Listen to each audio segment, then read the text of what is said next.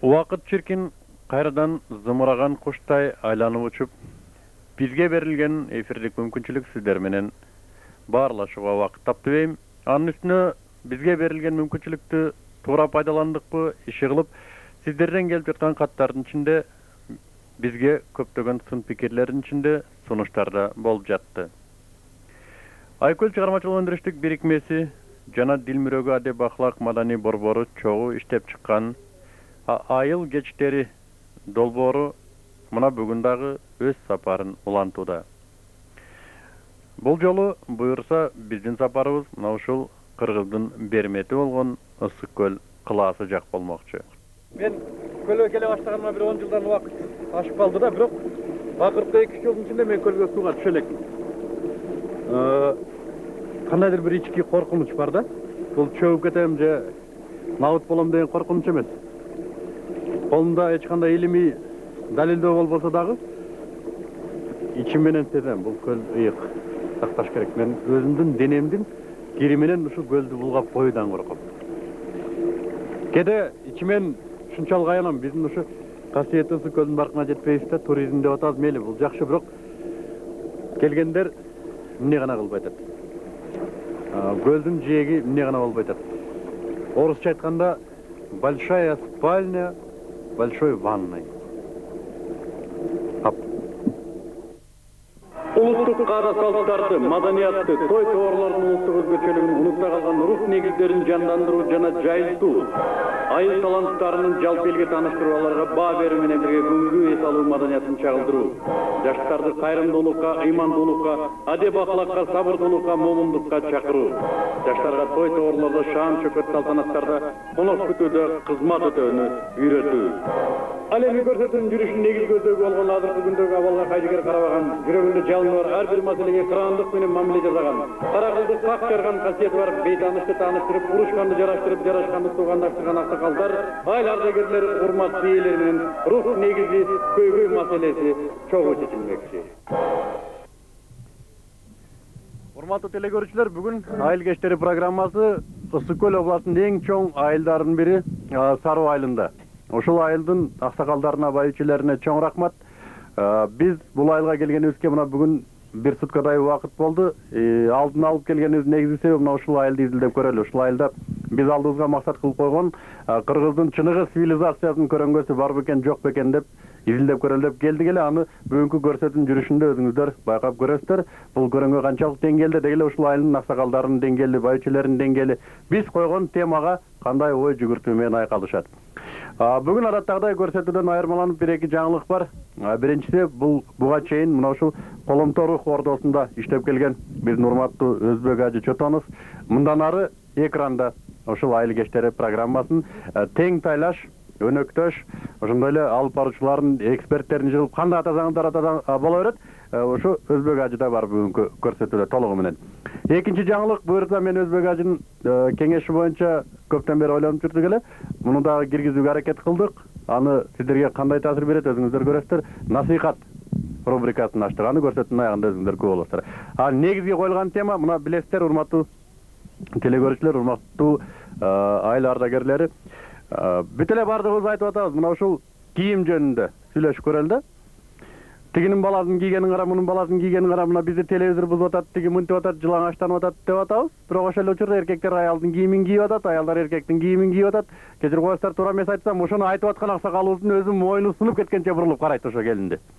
Мындай алып караганда, мындай бир жүйөлүү иш жок болуп аткандай да. Мен сунуш кылдым эле, бүгүн ушул тема жөнүндө сүйлөшүп көрөлү. Ушу кийим боюнча, улуттук кийим, мектептеги кийимби, Кыргыздын мына ушул кийимдер, мусулманчылыктын кийимин деле кошуп көрөлү. Ушу кандай вазифалар алдына коюлган? Анда оюңуздар болсо, урматтуу аксакалдар, баштай берели.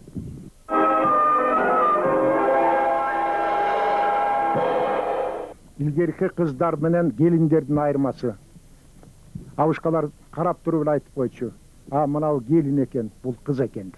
Азыр карап отурсак, кетип бараткан 1-2 жашты карасак, кайсынысы эркек, кайсынысы кыз экенин билбей калабыз. Экөө тең шым кийген, экөөнүн тең чачы кыска. Анан эми ушуларга биз жетектеп, мына мектепте көп жумуш өткөрүшү керек. Айыл ичинде да өткөрүлүшү керек. Биз ошолорго дагы көп жетише албай атабыз. Эркейлерди кийиминен эле билип койчу деп атасыз да. Ошо кийимдерин мисалы айтып өтсөңүз. Мисалы үчүн илгери келиндер деген жоолукту алдына байланчу. Келгенден баштап. Жанагы айтып жүрбөйбүзбү? Телевизордон көрүп атабыз. Кээде айтып атабыз. Жана отко киргизип атканда жүзүн ачып койгондон кийин эле бул жүзүн ошо бойдон ачып калат деп. Мурунку убактарда көпкө чейин биздин Орто Азиянын элдеринде паранжы, андан башка кийин жоолук салынып алып, эгер эркек өтүп баратса дагы бетин жаап, тиге бетин көрсөтпөй өтүп кетчү. Даже ким экенин билбей калчу. Анан азыркы убактарда болсо, эртесе эле жакшысызбы, ата, апа жүгүнүп атам. Азыр тойунда деле жоолук салынбайт. Жоолук салынбайт. Азыр ошол жоолук салынмакыл жаштары 50-ге чыккан кемпир эле 50-ге чыккандар. Ошолор деле чачтарын кестирип салып жүрөт. Мусулман аялдын чачы кыркылган, бул өзү ырысы кыркылган дегенди айтат. Мына Курманжандын Даткандын жана Камчыбек деген баласынын аялын барып тиги Турцияга тиги чет мамлекетке жакут алып баратат десе, орустун полковниги келип чачын кесип алган. Чачынын учун эле жанагы чачыштуктагы ачкычты алыш үчүн кырккан кылыч менен. Мына чачын кескен деген бул намыз үчүн ошол жерде ак балбан дегени чогулуп туруп, 10 чакты орус өлтүрүп, жерге таптап, үстүнөн койду айдатып койгон, билинбей. Кандай намыз? Намыз деген мына намыз үчүн ушуну кийин аягында Камчыбек ошогон катышпаса дагы мен өлтүргөм деп күнөөнү элдин бошотуш үчүн өз кылган, башкалар кылган өз мойнуна алып туруп даргага тартылган. Мына намыз. А бизде намыз жок. Карынын кебин капка сал. Ал кийимди тигинин баласы тигине кийип бер, мен алып бер дейт. Ошо балдардын кыйнап атканы, кыздар тем более. Кимдерге гана эме түшүп атат, кыйынчылык, ата эмеле, айыл жеринде. Аксакал, мен сизге бир суроо берейин.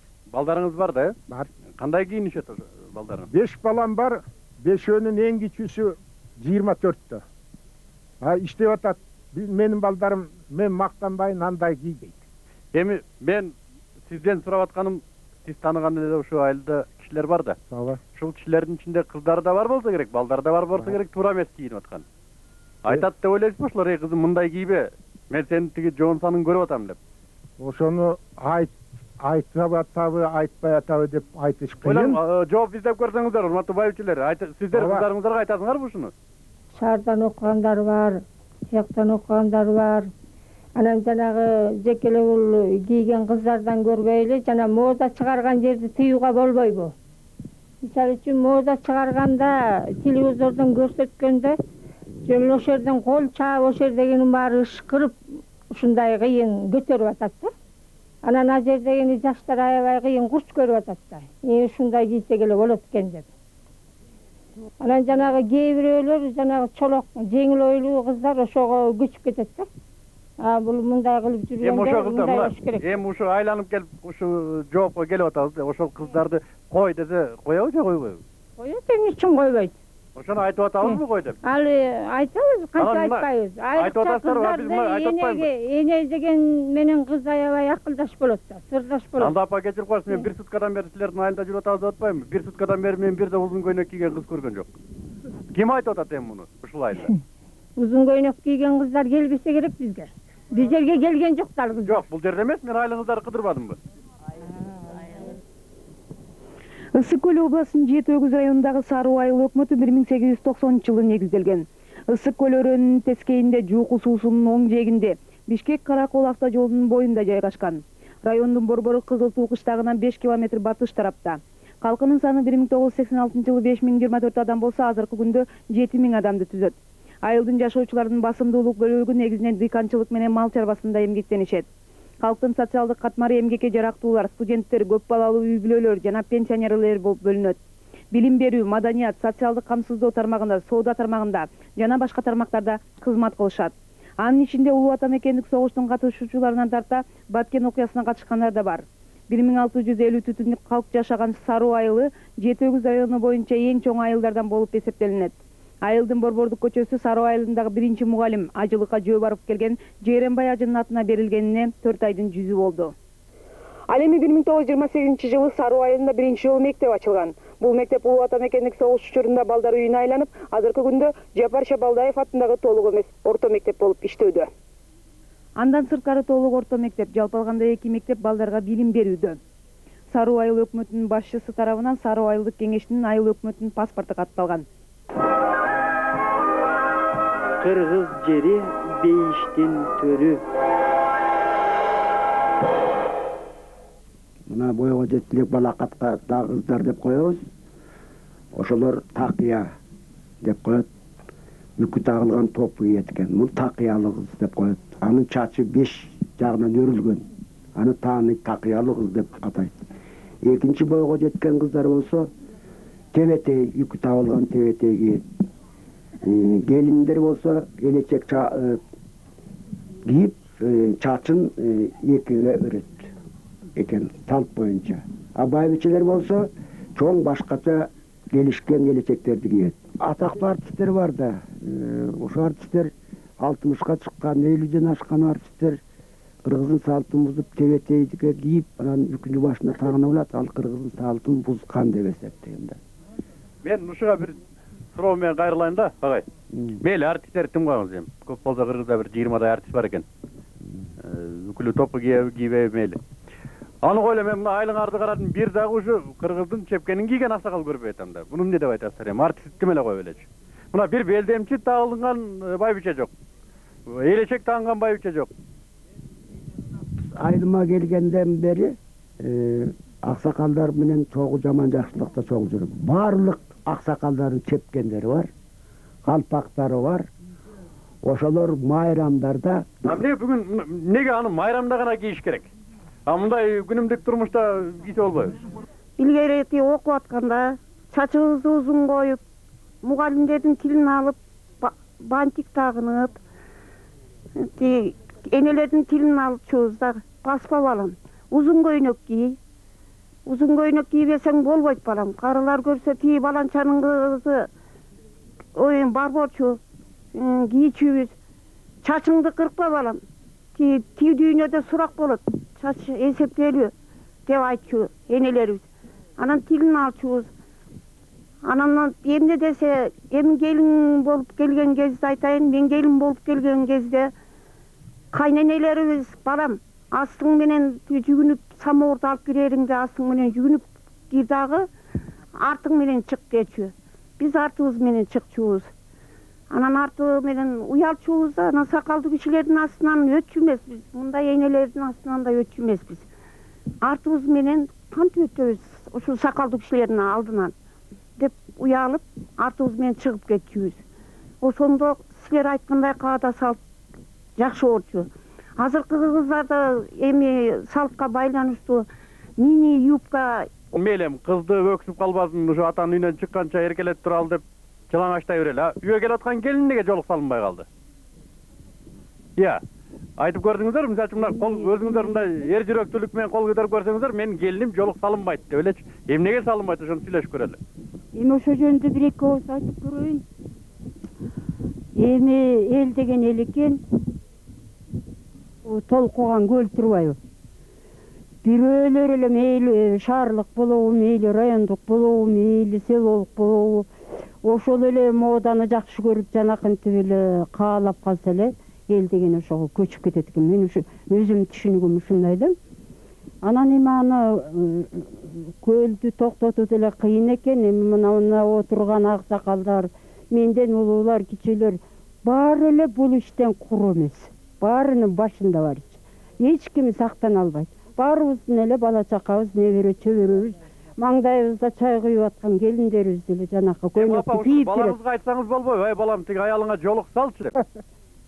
Өзүңүздүн алыңыз жетпесе. Албетте жолук бар дечи балам. Анан кийин өтө эле жанакы жашыраак кийинки келиндерибиз ушу жалаң баш жүргөндү кандайдыр бир өзүн бир элден артыкчылык көрөбү, же мода көрөбү, иш кылып эле бири-бирине ичип кетип баратат. Кудай сактагай эле айланайт. Мен бир окуяны айтып берейин. Мындан бир айча мурда менин эле коллективимде 2 жаш үйлөнүп калды. Экөө тең менде иштейт. Ажы мен кабинетимде отурат эле, экөө келип анан бешик болуңар бек болдун, мен тоюңарга бара албай калдым деп анан оозум кычып, никеңер кыйылдыбы десем, жок, кыйыл элек дейт. Бир жума болуп жашаган никеси жок экен да. Анан ажеке ошол жерден айтты, кабинетте эле кел никени кыйып коеюн деп. Ошо кабинеттен никесин кыйып анан ошондой бир сөз болду. Аял кичине эмне үчүн биз кийинтиребиз деген суроого балким кимдир бирөө айтат дейм. Ким кой жүрсө жүрө берсин деп айткандар бар да, чынбы? Мен жеке пикирим билбейм, бул кайсы динден келип чыккан, мен өзүм ички туюмумда ушундай да, ошол аял киши турмушка чыккандан кийин анын сулуулугу, анын наздуулугу, аруулугу бир гана күйөөсүнүн ардын алыш керек да. Үйгө келгенде каласаң үйүңдө күйөөңдүн алдында жылаңаш жүр. Мен ушундай деп ойлойм. Көчөгө чыкканда сен башка эркекти азгырбашың керек. Мен ушундай деп ойлойм. Мен аялыма айтам, мисалы үчүн үйдө. Мейли, мен алдымда эмне болсо ошол. Мен күйөөңмүн, никелешмин. А көчөгө чыкканда кечирип кой. Сен башка эркекти жолдон бузасың. Жок дегенде ал ошо ойлойт, сени карап туруп жаман ойду ойлойт. А билесиңер, эми кайсы динде экенин да билбейм. Жаман ойду ойлогон, арам ойду ойлогон, ошол ишти кылгандан да артык күнөө дейт. Менимче аялдарды кийинтирүүгө мына ушуну да ойлонсок болот да. Сиздин келиниңиз, именно сиз деп айткан жокмун, дегеле биздин келиндер деп коелу да. Көчөгө ушундай чыгып атса. Үйдө мейли жолугун салып койдай көчөгө чыгып алып жылаңач чыгып атпайбы? Ушуну айтпайсыздарбы? Ушу келиним, сен ушу менин балам эле көрүнчү, жылаңач болбой көчөдө мындай эле кийинип койбойсуң деп. Тетиринчи аял киши үйдө күйөөсүнө суу болуш керек да. Ашыкча деле андай кеткендер жок балам. Ашыкча деле жок эми. Көрүп атабыз деми, жанакы эки жагы тилик көйнөк кийип жүрөт, анан кийин тиги андан ашык. Ал жылагачка эсептелбейт. Ой. Эми айла жок, эмне кылабыз андан кийин? Карысы бардын ырысы бар. Эми аны балам жеке эле ошо жаштардан да көрбөш керек, элден да көрбөш керек. Менин түшүнүгүмдө жогору жакта жардам кылыш керек буга. Жогору жактан кандай жардам кылат? Жогору жактан эми модаларыңарды кичине оңдошуңар керек. Таалим тарбия болуш керек өтө жактан. Кичине жогору жактан да жардам бергиле. Мисалы, мынагы телевизордогу, мына көчөдөгү нерселерди бир эле кыргыздар эмес, ошо бизде аралашып жүргөн дунган, даргин, уйгур, өзбек, түркмендердин баары эле көрүп атат. Бирок алардын кыздары жылаңачтан жок. Мына курдтөрдүкү, түрктөрдү көрүп атсыңар, жылаңачтан жок биздин кыздардай. Биздин кыз менен орустардын кыздары тең болуп, же биздин кыздар ашып кетпеш керек. Анан эмне үчүн ал башка улуттарга мынча таасир бербей, бир эле биздин кыздарыбызга мынча таасир этти? Эмнеге биздин эле кыздар жып-жылаңач болуп калды? Бул кыз эле эмес, келиндер да. Мен чогулуштарда карап турсам, конференцияда. Энелер, чоң энелер жылаңбаш отурса, кыздар кантет? Кыздар жып-жылаңач болот да. Туурабы? Эмне үчүн келип эми жол салынып койбойт? Эмнеден уялат? Күйөөгө чыккан, Кудайга шүгүр. 5-6 балалы болгон, Кудайга шүгүр. Эми уялбай эле койбойт. Эми кайрадан күйөөгө чыга тургандай болуп, уялып жүрөт. Эми айылда сакалдуулар көп. Аз эмес, жаштар деле көп. Мисалы үчүн ар ким өз үй бүлөсүн өзлөрү тарбияласа, бул жагынан кыздарга, балдарга айтып, ошондон тарбияга түшөт балдар. Мода жөнүндө ушу коммерсанттар иштеп, анымдардын баарын, кийимдердин баарын таап келип кийгизип атпайбы? Аны бирин көрүп эле тиги муну кийип алыптыр, мен да ушуну кийемин. Аны муну деп ата-энесин кыйнаган балдар толуп атат. Бул биздин арабызда. Аны эч бир жашырыштын кереги жок. Себеп элди кыйнап, ата-энени кыйнатып, ушу ким ушуну алып келдирип атат? Жо алып келсе дагы жанагы тилик көйнөктөрдү, аны мундардын баардыгын албай эле жакшыраак эле мындай туюк эле жакшы көйнөктөрдүн алып келсе, жакшылык. Жакшылыгы. Эми ошол тилик көйнөктөрдү, ошол баягы айткан лосиналарды только кыргыздарга гана сатып алып келген жок да. Аны өзбек деле көрүп атат, дунган деле көрүп атат. Суроо ушунда болот. Эмне эле кыргыздын кыздары ошону кийип атат, башкалар кийбейт? Өзбекстанда мисалы үчүн өздөрүнүн фабрикасы бар. Мен Өзбекстанда да билем. Андан өткөн кийимдери да бар. Чыгарган өзлөрүнүн тиги пахтадан кездеме токкан аны муну заводдору, фабрикалары бар. А кыргызда ширеңке чыгарган заводду жок экен. Жакшылыгы бар, сөздү бурбаңыз. Мен айтып атам, Кыргызстандын базарына кандай кийим келсе, Өзбекстандын базарында да бар ошол. Бирок өзбек аны кийбейт, а кыргыз кийет. Эмнеге? Бул жерден эми жаштарга негизгисин эми күнөөнүн көбүнчөсүнө жаштарга коюп атышат да азырчы. бул ушерде отурган аксакалдардын баары тең балдары бар. Бизге окшогон балдары бар. Мен теңдүү мисалы үчүн кыздары бар дегенде, жолусо мен теңдүү келиндери бар да. Жолусо балдарды үйлөнгөн деген жаранганы. Бул жерден мен эки оюм ушундай да. Мен деле колоктум бар, мына эки уулум бар. Мен азыр мисалы үчүн азыр мында жылаңач болсо мындай этек чеңин көрсөтүп жүргөн келиндерди көргөн жерим жок. Ошол жакта мына аксакалдардын баары отурат мына. Азыр ушул жерден айттым, могу жерден Моракин келини мына жолугу жок жүрөт, же болбосо ийменбей. Азыр наоборот баягы илгерки кайра мурунку карасалыкка түшүп баратабыз да. Мына айткандачы, ал жекеле баягы күнөөнүн баарына жаштарга кое бергенде болбойт да. Жаштарды тарбиялаш, мына өсүп келаткан балдарды тарбиялаш негизги милдет мына бул биздики да. Ата эненики. Ата эненин мисалы үчүн энесин көрүп кызын ал же болбосо эшигин көрүп төрүнөт деген кеп бар да. Атың ким? Кенжебек. Кенжебек, азыр биздин ненелер ушул тарбияны бергенге күчү барбы? Эмне үчүн жок? Ал эгерде ошончо 9 ай көтөрүп, ошол кызын төрөп, же болбосо уулун чоңойт. Мен жана бекерден бул суроону берген жокмун. Мисалы үчүн силердин айылда жогорку билимдүүлөр да барбы депчи. Ушул азыркы кайненелер ушул 60-жылкы жемпеттин бүтүрүүчүлөр жана чачын биринчи кырка баштаган ушул азыркы кайненелер да. Жок, эми ал баягы жумушка карап туруп, балким эжелер болобу, же болбосо улуу жеңелер болобу. Мен айтайын элем ушу балким биздин кайненелер өздөрү ушу илгери протест кылып, өздөрү илгертен ушуга даяр келген кайненелерби дейм. Бул эми турмуштун эмес, баягы жумуштун шарты менен өзүнүн, мисалы үчүн өзүнүн келебети менен жүрүп салы, өзүнүн ар милдет да. Таза жүргөнүң, таза кийим кийип жүргөнүң. Жакшынакай кийим кийип жүргөнүң. Мисалы үчүн менин кызым кийип жүрсө, булар айтса, мен жаман көрөм. Булардын кызы айтса, кийип жүрсө, мен айтсам жаман көрөт. Илгери деген кыздарга 40 үйдөн тыюу болчу. Тигил айтса да, бул айтса дагы уялып калчу. Бул кийимдеги кеп баарынын тарбиясы керек буларга. Сакалдуунуку да керек, тиги туугандыкы да керек, бүт элдики керек. Бир ата энегеники эле керек болбойт. Бул баарынан ыйга кылган кыздар анан жаңкыдай тарбияга түшөт. Сиздин кыздарыңыз барбы? Бар. Эми сиздин кызыңызга мисалы сиздин сөзүңүздөн улам да, бул эже бир сын айтса, угабы ушул кишинин сынын? Угат. Болот экен тарбияласа? Болот тарбияласа, эмне үчүн болбойт? Анан жанагы эле жаштар деле кечке эле силик көйнөк кийет дей бергенден болбойт. Эми ал жанагы мектептеги эмелерге дагы мугалимдер дагы көз салыш керек. Ошондой кийим кийип келгиле, бирөңчөй деп. Эркек балдар, кыздар ушундай кийим кийгиле деш керек. Азыр керек болсо мугалимдерден кыйын кийинип атат окуучулар. Өзгөчөлөнүп. Анан жалаң шым кийип атат. Момундай платформадагы туфли кийип атат.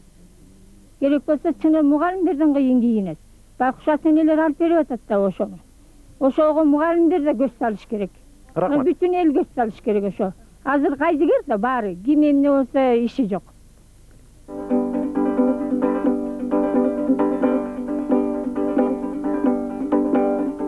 Калк айтса, калп айтпайт.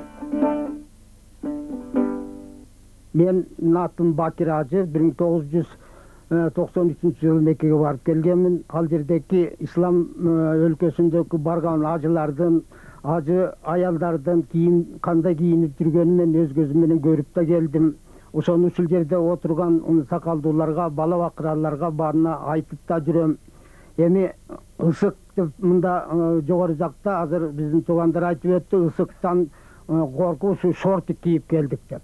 А эми бул жерде 30 градус, 20 градус ысыктыкта шортик кийсе, ал эми Меккеде 40-50 градус ысыктыкта деле кээ бир ошол жерге барган мусулмандар паранжы кийип жүргөндөрүн көрдүм. Кара баркыттан кийген паранжы кийип жүрөт. Бүт аялдар колунун учу, бетинин жүзү көрүнгөн башка жерлерин баарын көргөзбөйт. Ал эми биздин айыл ичинде ушул жат көрүнүштүн биринчиси аялдар улгайып калган аялдар жана элечектин ордуна жоолугун аркасына байлап эки көкүрөгү жак жайып жүрөт. 60-та, 50-ден ашкандак аялдар. Биз эми жалаң эле жаштарга ушунун баардыгын ыйгара бергенибиз туура эмес. Муну ар бир үй бүлө, ар бир ата эне өзүнүн бала бакырасын, небере чөбөрөлөрүн ушул жаман жагдайдан сактап калууга аракет кылыш керек. Маселен мен ушул жерде айткым келет, кыргыздын бир жакшы кыргыздыкы да бар, орустуку да бар, балык башынан чирийт деп. баарыбыз ушунду чиритип аткан башынан чирип атабыз. Мына биреки Кыргызстанда Ош, Талас чүйгө караганда биздин Ысык көл цивилизацияга мурун өтүп кеткен. Орустун букарачылыгына мурун өткөн. Биз ушундай жаңы келген, жаңы бир жаңылык келсе биз башка улуттардан, башка элдерден мурун өтүп кетебиз. Мына мен айтайын, 50-ге чыккан аялдар, 50-ге чыккан аялдар жанакыл моданы кийип жүрөт. Мына бу жерде жырык, эми 2 жырыкка жетелек, 1 жырыктан. Мугалимдерибиз кийип жүрөт ошол жанакы жырык көйнөктү. Мугалимдерибиз. Ошол үйдөгү кайнене кийип жүрөт. 40-50-ге чыккан, эми 60-70-ге чыккандагы кайненелер аны кийбейт, чачын кестирбейт. Мугалимдерибиз 50-ге чыккан, ушу пенсияга чыгарга жакын калган, 40-тан ашкан, 50-ге жакындап калган мугалимдерибиз жанакы жырык көйнөк кийип жатат. Эгерде биздин ушул тарбия берип жаткан мугалимдерибиз ушундай көйнөк кийсе, а калган биз жаштардан эмнени күтүүгө болот? Эмнени күтүүгө болот? Кыргызда да бир макал бар. Мурунку көч кайда барса, кийинки көч ошол жакка барат деген. Мына биз күнөө балдардын баары ушундай европейский жанакындай жаман кийинип кеткен баарыбыз күнөө бизде. Мына бул жерде аксакалды ажыкен баштап турган, жогорку бөлүмдө Асанбек отурган турат. Биз ошол балдарды тарбиялап турган бизден үлгү алат. Мына Кенжебек туура айтат, баарыбыз эле жаштарды күлөнүп атасыңар. Биз силерден таасир алып атабыз дегендер атат. Биз өзүбүздүн айырыбызды көтөрсөк, өзүбүз салттуу сабырдуу карыялардан болсо, анан ыймандуу балдар бизди ичип кетүүгө мүмкүн. Мисалы үчүн биз илгери мен мектепте окуп жүргөндө эркек балдарга шым костюм, форма. Мына орактерибизге военный комсомольский значок, же болбосо октябрьский значок кичинекей балдарга. Орто жордогу балдарга пионерский значок тагып, ошондой форма бар эле да. Кадимкиде кара шым костюм ушундай кийип келесиң.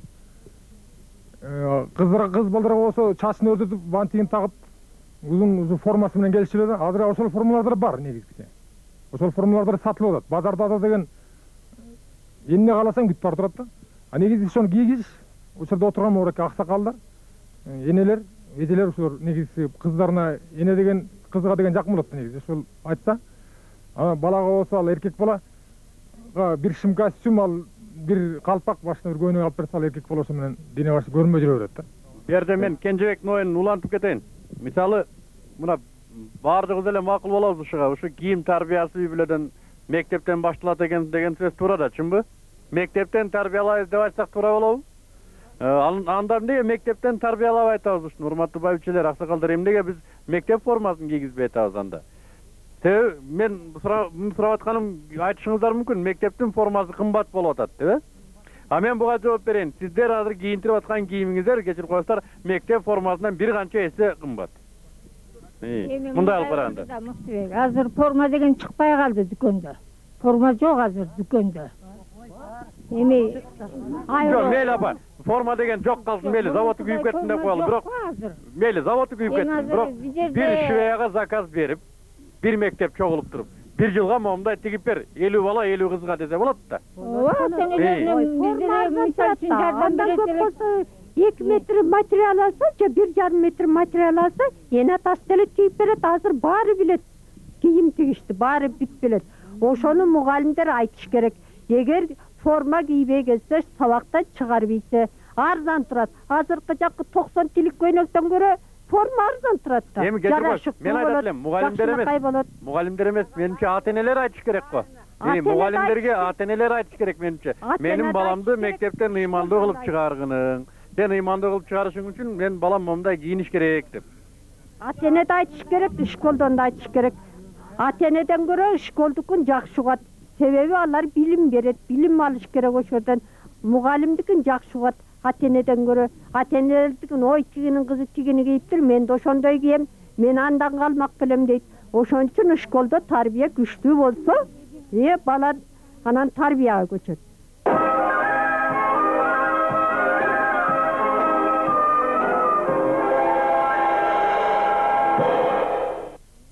Ушул кезге чейин сиздердин мектеп окуучулары кандай формада кийим кийишчү эле? буга чейин эми баягы союз тарагандан кийин произвольный болуп калган да. Ким кандай форма тапса ошону кийет. Бул бир жагынан баягы демократиянын шарабы менен ушундай болуп калды да. Себеби балдарды кысма калмай жок, ким каалагандай формадан барсын деген дагы позиция болгон да бизде. Бир чети бул педагогиканын бир багыты да, действительно балдарга ограничение берип, же бир нерсе кылып заставлять этип туура эмес да негизи. Биз окуган убакта баардыгыбыз бирдей форма татынакай эле көрүнчү да. Пионерлер кызыл жого тагынып, ак жакка тагынып, алыс форма. Пионерлер бар эле таң кийгектер. Кана ошонун бирөө жок. Галстукту сагындым мен. Көрүүгө зарыл болуп атам азыр галстукту. Класста турганда бир бала тигин кийимин, анан кулагында сөйкөсүн жылтырак турган карап атып, сабакка көңүлү бурбай болушу мүмкүн да. Ошондуктан менин оюм облустан же райондон бир жерде бир точка болуп турса, форма сатып атабыз мына бар деп. Ошондо биз смело указ бар деп туруп алдырсак болот. Анан ар кандай форма ар ким ар кандай алып келет экен, ошондуктан ушул форманы мектепке киргиз өтө кымбатыраак болот. Сага кандай форма жагат? Ар ким өз каалаган форма жагабы же бирдей форма жагабы? Бирдей баарыңар? Бирдей. Мисалы үчүн Жеңиш мектебинде мына эски форма менен ата-энелер менен, окуучулар менен сүйлөшүлүп, Жеңиш мектебинде ошо форманы кийип атышат азыркыга чейин. Мына Кичи Алчак мектебинде, Мырзабек атындагы мектептин директору как раз бул жерде турат. Булар уже заказ беришип, ата-энелер менен сүйлөшүп, мынакей быйылкы окуусуна кийгизебиз деп турушат. Жалпы мындай мектепте, чоң мектептерде сүйлөшүлүп атат, бирок баягы бир мненияга келе элекпиз да, чындап келсе бул бир кысма калууга акыбыз жок. Ошондуктан бул только ата-энелердин, окуучулардын согласиясы менен болуш керек да.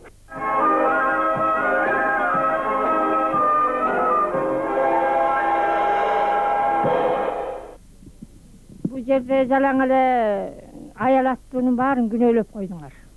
Бүт эркектен эч ким айтылган жери жок бул жерде. Айтыңыздар мейли. Бул жерде мисалы үчүн эркек балдар бобо чейин чачты коюп жанаша бир кыз менен турса, кыз эркек экенин айыра албайт киши. Кээ бирөөнүн аркасына өрүп алган. Анан бүт эле жанатан бери могу жерде жалпы эркек бүт ошол жерде бир аз аялды аябай эле уят карап атасыңар. Эркекке эчтеке жолотпой койдуңар. Анан эркектерде да азыр ошондой күнөө болуп атат. Эркек кызы билинбей азыр бобо чейин чачты коюп алып жүрөт. Анан жанагы келин тууралуу бир кеп айтайын. Менин түшүнүгүм боюнчачы, келиндер балдарын алган күйөөсүн сүйүп келсе, эмне айтканын жасайт. Алган күйөөсүн менин түшүнүгүм боюнча, элдикин билбейм. Анан эгер сүйбөй келсе, бул мен эмне кылып алат деген челек кылып жанагы жылаң баш жүрөт, жоолукту алып тийет, же болбосо басып кетет, же болбосо чай куйбай отуруп алат. Ал эмнеликтен? А сүйбөй келгенден кетиш керек. Ошонун амалын жасап атат. Чындык нерсе бул жерде имандык жоктугунан. Имандуу болгондо бул ишке барбайт эле. Эгер имандуу болсо ата-энесин сыйласа, ошентип жанакындай мини юбка кийип алып, же болбосо жанакындай өзүн көрөш үчүн көчөдө баспайт эле. Өзлөрүнүн кайра туура жолду көргөзүп, баланы чынында мектепте эмес, андан буту басып, тил кичине акыл киргенде эле ошондой тарбиялап, жанакындай келмен үйрөтүп, намаз үйрөтүп, ата-энеден болот мунун баары. Бала деген кенеди чагына эмнени көрсө, айтат ба, балапан эмнени көрсө ошону алат. Анысыканда бала ошо ата-эне кандай кылса ошого умтулат экен да. Имандан. Дагы кимде кандай ой бар дагы? Эми бул жерден азыр молдокем айтат ба, ыймандан ыйманы кеткен бала ушул кийимди кийип алат депчи. Мен ал бул сөзгө кошулбайм да. Эгерде ошол баланын акыл эси толук жетишип, бүт бар эме болуп турса, ал бала ыймандуу да бала деп эсептеген болот да. Ошол бала, ошол эле кыз, ошол эле келин жакшынакай саламын айтып, улуулардын баягы улуун урматтап кичине сыйлап турса, ал мисалы үчүн ал кийимине да мен карабайт элем да негизи. Биздин оюбузча мугалимдер мындай деп ойлоп атабыз да, бир багыттуу тарбия жоктугунан деп. Ошондой болуш керек деп ойлонуп атабыз. Чечмелеп кетсеңиз, бир багыттуу тарбия. Мисалы үчүн дин менен кошулуп, мектептер чогуу иш жүргүзбөгөндүктөн, бир форманы тандап албагандыгыбыздан бардыгыбыз тең, андан кийин айыл аксакалдары келип мектеп менен тыгыз байланышта болбогондуктан, бүгүнкү передачада эле момундай жакшынакай сөздөрдү угуп туруп, биздин айыл аксакалдарынан деле жакшынакай тарбияларды үйрөнсөк болот турбайбыз деп толкунданып отурабыз. мындай эмелер жолугушуулар көп болуп ушулар пландуу түрдө биргелешип айыл менен биримдиктөө чечилип иштелсе сөзсүз бул болот ишке ашат деген ойдомун. Кетирип коюңуз, атыңыз ким? Мен Асаналиева Турдугүл, Жапар Чабалдаев атындагы толук эмес орто мектебинин тарбия заводчу болуп иштейм. Турдугүл дедиңизби? Турдугүл. Турдугүл, эгер мен сизди таарынтып койсом, алдын ала кечирим сурайм. Сиз бүгүн жолук салып келсеңиз болот беле? Мен жолук салынгым келген жок, себеби дегенде мен дайым жолук салынбай жүрөм. Мен ишим дагы ошого туура келбейт. Себеби дегенде жок, мен туура түшүнүңүз. Мен сизди жемелеп же андай коюм жок. Мен билгим келип атат. Эмне үчүн жолук салынганга болбосун деген. Мен мисалы үчүн мурдатадан эле кенедей чагыбыздан биз деген мындай тарбияны көргөн эмеспиз.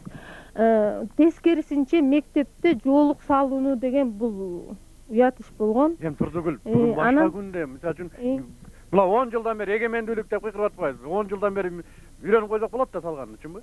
Болот, үйрөнсө болот. Анан мындай тарбиядан кийин жолук салынып коюшка рахмат. Толук мүмкүнчүлүгү жетет. Эгер мен туура эмес айтсам кечирим сурайм. Жок, болот, туура. Кайраттуу карыса дагы жаштай, кайратсыз жаш болсо да карыдай.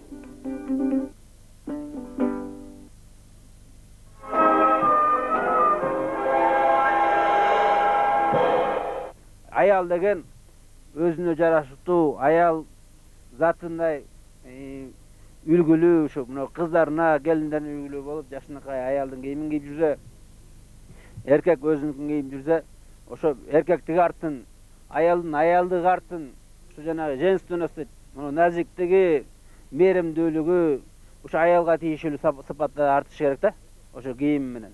Эркектики да ошондой, кийими эркекче болуп, жүрүш-туруш эркекче болуп, сүйлөгөн сөзү эркекче болуп, баатырлык эркекче болуп, ушу эркектиги артыш үчүн кийимибиз да эркекче болуп, ушундай бөлүнүп турсак да, бираз улуураак мына кичине шекилин оңдоп, сакал коюп, кичине солидный мындай келгенде ошо жанагы айтып атпайбы, эмнеде келиндер аяктан ала качып кетишет деп.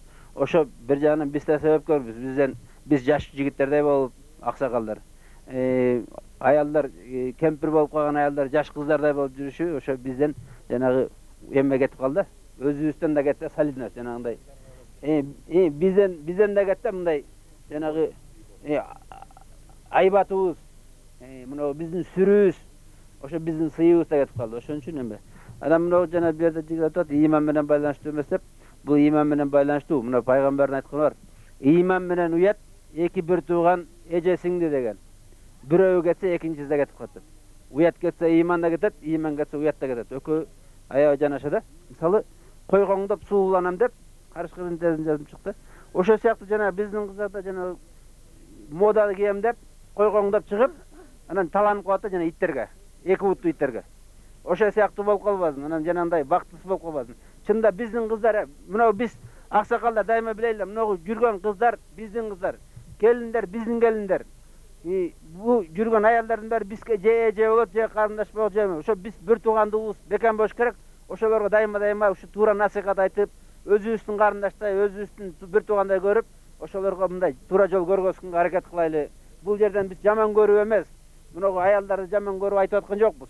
Айланайындар, оңолгула, айланайындар, ушу жакшынакай болгула, уяттуу болгула. Ошо силердин артыңардан кыздар келип атат, силердин артыңардан келиндер келип. Ошон үчүн ушу жакшынакай тартиптүү жүргүлө, жакшынакай бир коом болойлу, нарктуу, башка элдерден кем эмес, башка элдерден жаман эмес, ушу жакшынакай тартиптүү, нарктуу коом болойлу деген эме да кеп. Чоң рахмат. Ооба, урматтуу телегөрүүчүлөр, Өзбек Ажы Чотоновду жана көрсөтүүнүн башында мындан ары айыл кечтеринде чыгат деп эскерттик эле.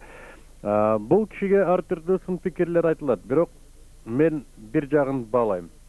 Бул жагы мына ушул телегөрүүчүлөрдү ой пайда кылууга өзүн алдыга таштап бергендиги. Менимче мындан ары дагы Өзбек Ажыга сиздердин болгон көз карашыңыздар, мамилеңиздер мына ушул кыргыз элинин кызыкчылыгы үчүн, кыргыз элин кызыктырган маселелерди көтөрүп жаткан көрсөтүүнүн кызыкчылыгы үчүн түз болот деген максаттабыз. Деги эле биздин тандем мындан ары алдыга жылса, сиздер кызыктуу көрсөтүүлөргө күбө болосуздар деген максаттабыз. Айтмакчы, бүгүнкү тема өз ишин бүтүргөн жок. Буюрса Саруу айылынан уюштурулган экинчи көрсөтүүнү эмки жумада көрө аласыз. Элибиз тынч болсун. жерибиз тынч болсун, асманыбыз ачык болсун. Келерки көрсөтүүгө чейин саламат болуңуздар. Ата журт аман болсун.